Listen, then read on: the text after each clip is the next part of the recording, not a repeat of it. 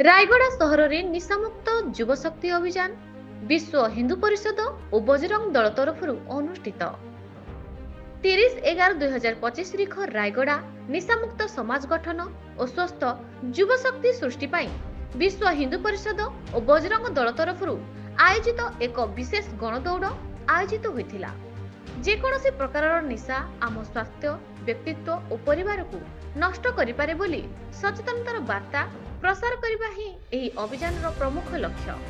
ନିଶାମୁକ୍ତ ଯୁବଶକ୍ତି ନିଶକ୍ତ ଦେଶର ଗର୍ବ ଓ ଗୌରବ ବାଣୀକୁ ନେଇ ସକାଳ 6ଟାରୁ ଆରମ୍ଭ ହୋଇଥିବା ଏହି ଗଣଦୌଡ଼ ପ୍ରାୟ 500 ଜଣ ଅଂଶଗ୍ରହଣ କରିଥିଲେ।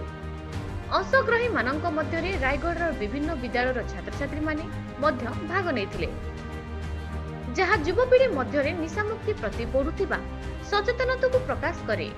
ଏହି ଦୌଡ଼ କପିଳାସ ଛକ ଠାରୁ ଆରମ୍ଭ ହୋଇ ତେଜସ୍ୱୀ ପଡ଼ିଆ ପର୍ଯ୍ୟନ୍ତ ଆୟୋଜିତ ହୋଇଥିଲା। ଆୟୋଜକମାନେ କହିଛନ୍ତି, ଏହି ପଦକ୍ଷେପ ମାଧ୍ୟମରେ ସମାଜର ପ୍ରତ୍ୟେକ ପରିବାରକୁ ନିଶା ବିରୋଧରେ ଜାଗୃତ କରିବା ଓ ସୁସ୍ଥ ଜୀବନଶୈଳୀ ପ୍ରତି ପ୍ରେରିତ କରିବା ହିଁ ତାଙ୍କର ଲକ୍ଷ୍ୟ। ଏହି କାର୍ଯ୍ୟକ୍ରମରେ ବିଶ୍ୱ ହିନ୍ଦୁ ପରିଷଦର ଉପସଭାପତି ପି ଆନନ୍ଦ ରାଓ, ବିଜୟ ଚୌଧୁରୀ, ଅରୁଣ ଲେଙ୍କା ବିଧି ପ୍ରମୁଖ ଓ ସତ୍ୟଜ୍ୟୋତି ବେହେରା ବିଲା ଏବଂ ପ୍ରମୁଖ ଉପସ୍ଥିତ ଥିଲେ। ରାୟଗଡ଼ ଜିଲ୍ଲା ପ୍ରତିନିଧି Biswanath Mandika report, news Odisha TV.